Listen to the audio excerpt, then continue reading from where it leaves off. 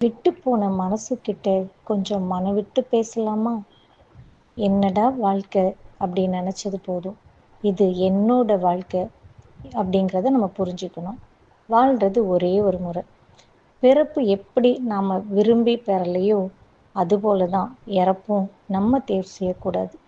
தோல்விக்காக, நம்மளோட இயலாமைக்காக, பட்ட அவமானத்துக்காக, அடைக்க முடியாத கடனுக்காக இப்படி ஒன்றுக்கும் சாக துணிஞ்சோன்னா நம்ம வாழ்க்கையை யார் தான் வாழ்கிறது?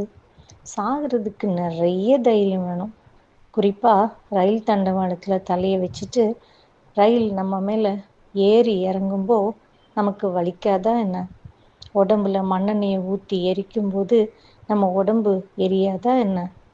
இதையெல்லாம் தாங்க நம்மளால் முடியும்னா இந்த வாழ்க்கையில் வர சின்ன சின்ன பிரச்சனைகளையும் நம்மளால் கண்டிப்பாக கடந்து வர முடியும்.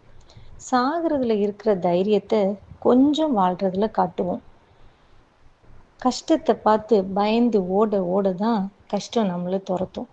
எப்போ அந்த கஷ்டத்தை பார்த்து அதை தைரியமாக எதுக்குறதுக்கு நம்ம துணிஞ்சிட்டோம்னா அந்த கஷ்டம் நம்மளை பார்த்து பயந்து ஓடிரும். வாழ்க்கையில் துன்பம் இல்லாமல் எந்த ஒரு வாழ்க்கையும் இல்லை. ஆனால் அதை துணிஞ்சு ஏற்றுக்கிட்டோன்னா துன்பமே இல்லை. அதனால எல்லாத்துக்கும் முடிவு மரணம் அப்படிங்கிறத இன்னையிலேருந்து நம்ம அகராதியிலேருந்து எடுத்துருவோம். வாழ்கிறதுக்காக தான் நம்ம இவ்வளோ கஷ்டப்படுறோம். ஆனால் அந்த கஷ்டத்தை தாங்கிக்க முடியாமல் சாகிறோம் அப்படிங்கிறது அது ஒரு ஏற்றுக்க முடியாத ஒரு விஷயம்.